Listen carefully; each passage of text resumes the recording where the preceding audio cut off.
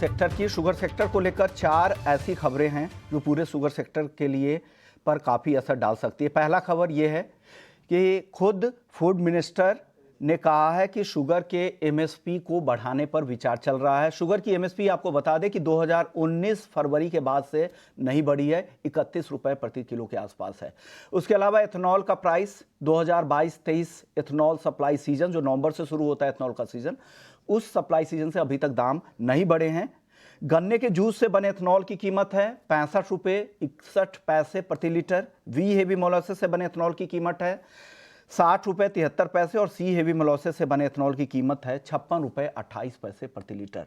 तो ethanol price बढ़ाने पर विचार चल रहा है, एमएसपी बढ़ाने पर विचार चल रहा है और साथ ही अब ये भी कहा गया है नीति आयोग से कि 20% के बाद अब 25% एथेनॉल पेट्रोल में ब्लेंडिंग के लिए रोड मैप बनाकर तैयार करें और फिर उसको भी अमल में लाया जाएगा। और इस एथेनॉल सीजन यानी जो अक्टूबर तक खत्म हो रहा है, अब तक हमने 14% ब्लेंडिंग का टारगेट हासिल भी कर लिया है।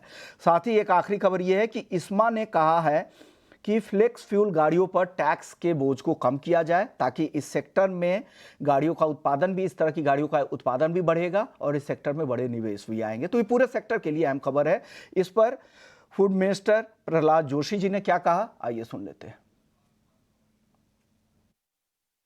कि एथेनॉल के लिए B heavy molasses, C heavy molasses और जूस से अलाउ करना चाहिए।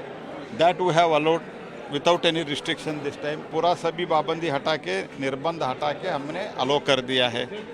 और एमएसपी के बारे में अभी कमिटी ऑफ सेक्रेटरीज डेलिब्रेट कर रहे हैं और जैसे एथेनॉल के प्राइसेस के बारे में पेट्रोलियम मिनिस्ट्री देख रही है।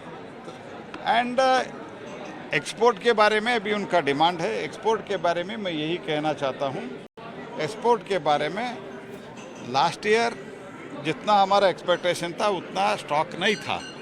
तो अभी हम we will look into it, what is the availability and what may be the production. आने वाले दिनों में क्या प्रोडक्शन हो सकता है, हम उसके बारे में देख के हम निर्णय लेंगे। को देखकर उसके बाद एक्सपोर्ट को लेकर भी फैसला लिया जाएगा। लेकिन अभी फिलहाल एमएसपी बढ़ाने पर, मिनिमम सेलिंग प्राइस चीनी की और साथ ही एथेनॉल की कीमतें बढ़ाने पर विचार हो रहा है, ऐसा मंत्री जी ने कहा है।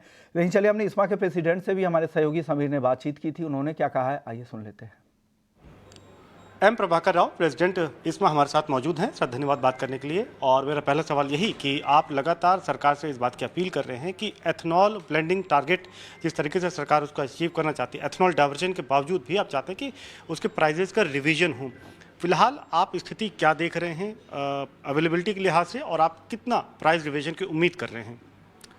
हम ये उम्मीद करते हैं कि अभी जो हमारा एस्टिमेट है 333 लाख टन ग्रॉस प्रोडक्शन हम आने वाले सीजन में एक्सपेक्ट कर रहे हैं और क्लोजिंग स्टॉक लगभग 90 लाख टन्स का हम लोग एस्टिमेट कर रहे हैं। तो इसलिए डोमेस्टिक मार्केट का जो डिमांड है शुगर के लिए, वो डिमांड पूरा करके इथेनॉल ब्लेंडिंग प्रोग्राम के लिए जो लगभग 400 करोड़ लीटर का इथेनॉल चाहिए शुगर इंडस्ट्री से, इतना हम लोग बनाने का हमारे पास क्षमता है। ये दोनों पूरा करने के बाद लगभग 2 मिलियन टन शुगर का एक्सपोर्ट भी करने का क्षमता हमारे पास है, ऐसा हम लोग मानते हैं। प्रेसिडेंट को आप यहां पर सुन रहे थे। अब